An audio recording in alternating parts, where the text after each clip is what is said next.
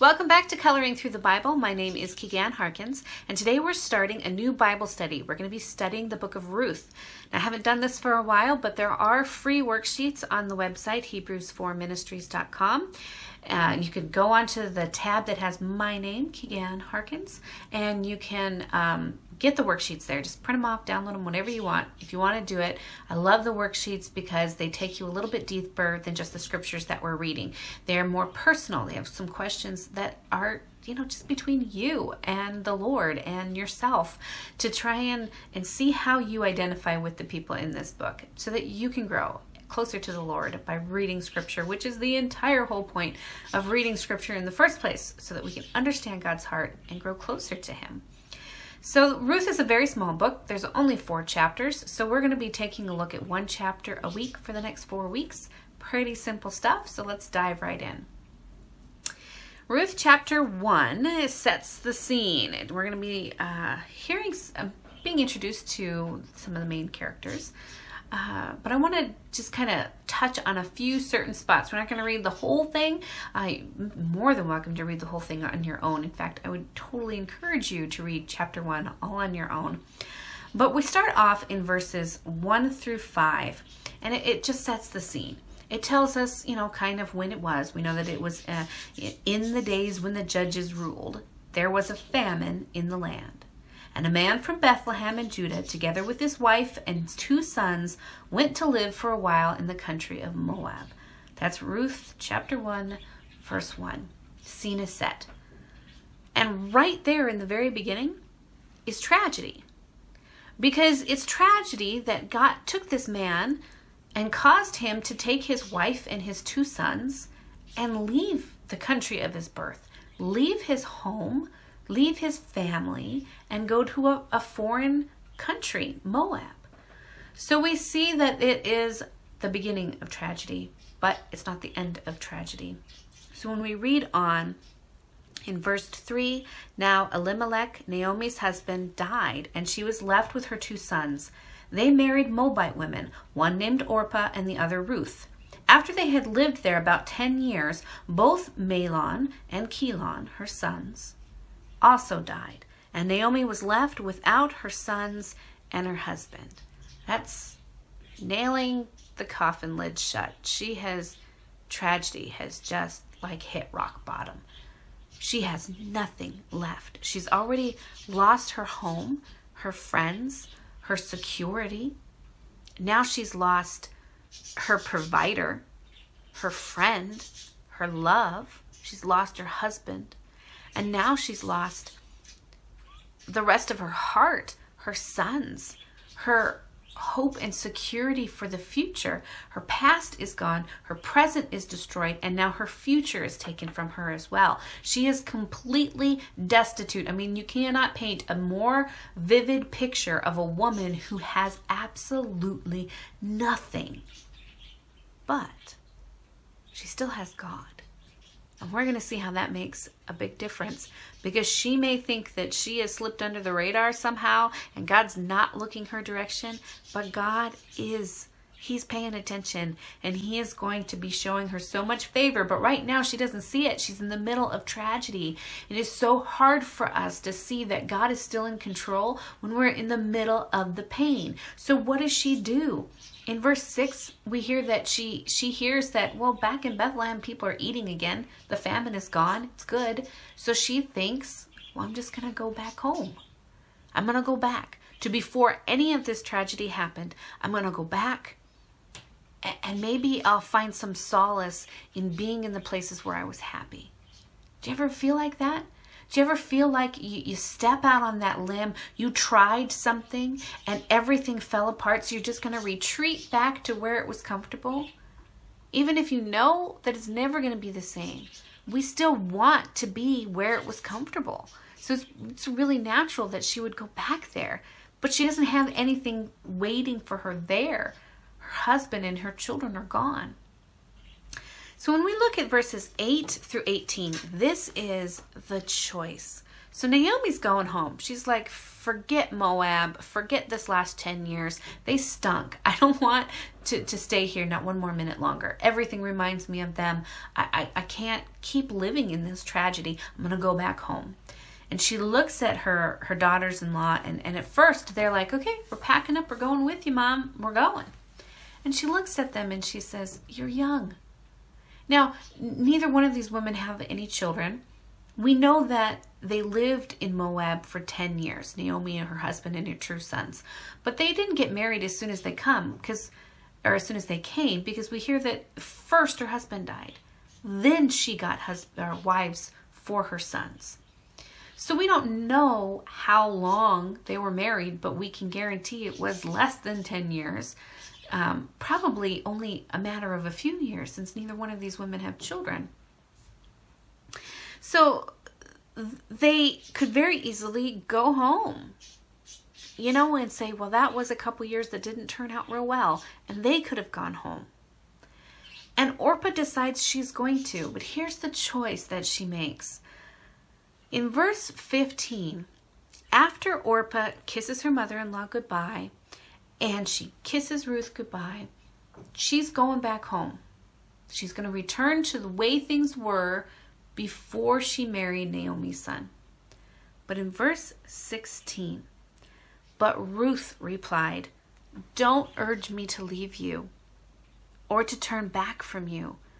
Where you go, I will go, and where you stay, I will stay. Your people will be my people. Now, if we stopped there, we just have devotion between a daughter-in-law and her mother-in-law. And we think, wow, they had to have had a really great relationship. But let's not stop there. Where you go, I will go. Your people will be my people, and your God will be my God. Where you die, I will die, and there I will be buried. May the Lord deal with me, be it ever so severely, if anything but death separates you and me. These two women had a choice. We have a choice. In the face of things not going the way that we want them to go, we can leave. Obviously, these women were from Moab. They had different gods. They did not worship the one true God. They had different customs. They had different laws.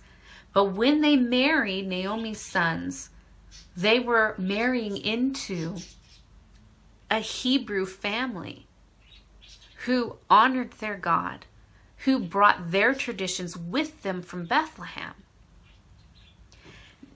Ruth and Naomi both had to make a choice. When things go bad and not the way we plan, are we, like Orpah, going to, with a kind heart? Orpah wasn't an ornery person, She was sweet to her mother-in-law, but she decided to go back to what she knew and back to the gods that she knew.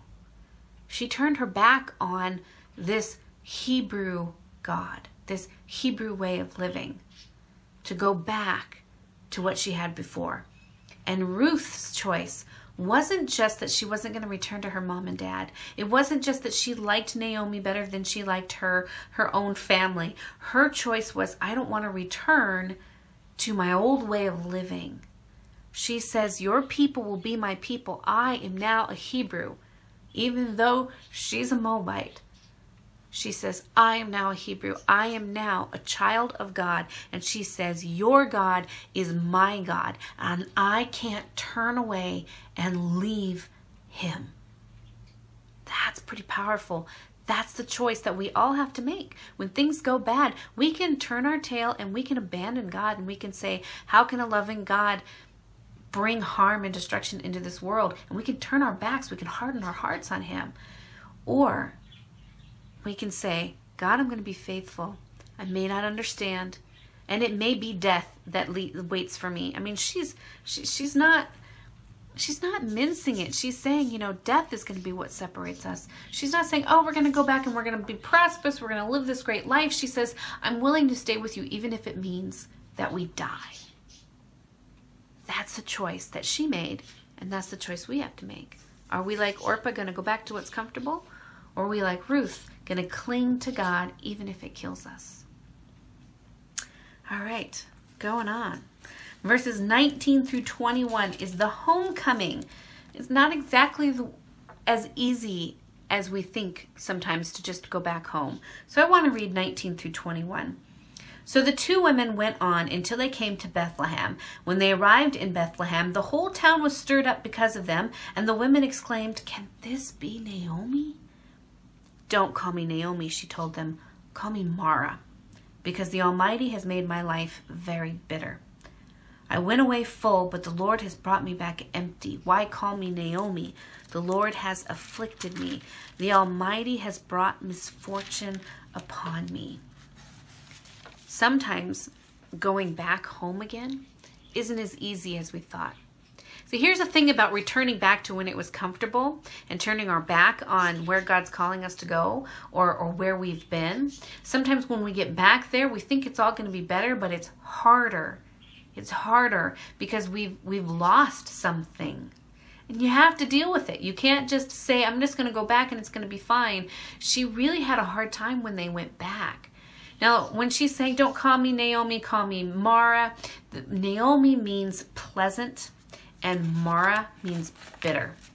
So she's saying, you know, my life used to be pleasant, but now it's bitter.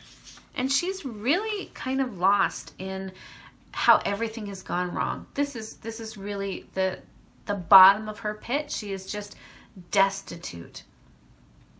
So I wanted to end this last verse just kind of on its own. So verse 22, it's the last verse of chapter 1.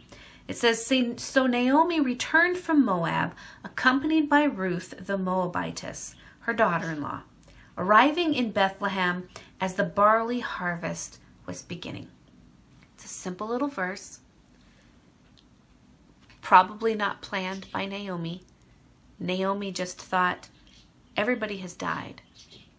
You know, I'm sure that this isn't long after her last son passed away. And she's like, there's nothing left for me here. Let's return home. But do you see God's provision in that last verse?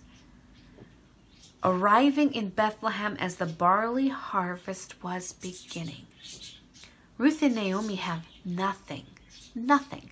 They have no money. They have no home. They have no crops. They have nothing to sell in the market. They have nothing. And yet, in their nothingness, God provided for them because it wasn't the dead of winter. It wasn't when the crops were just being planted. It was when they were being harvested, when any poor person could go out and pick the barley that was along the side of the road for free and go and make some food. God was providing for them even in the pinnacle of their tragedy. God was still providing for them. And that is what I want you to take away this week. That no matter what's going on, no matter how big the tragedy in your life may be, there is still that little bit, something that whispers, God's voice telling you, I'm here and I'm going to take you through this and I'm going to provide for you if you trust me. So that's Ruth chapter 1, tragedy and a promise and a little bit of hope. So I want to encourage you guys to go on to Hebrews4ministries.com, print off that worksheet, spend some time with the Lord, read the chapter yourself. Just spend some time really thinking about what you would do if you were Orpah or Ruth or Naomi.